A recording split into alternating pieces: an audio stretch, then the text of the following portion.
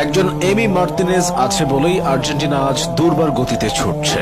এমি আছে বলেই আর্জেন্টিনা হাঁটতে ভুলে গেছে। তার গ্লাভস যেন মাকড়সার জাল। তিনি চীনের মহাপ্রাচীর।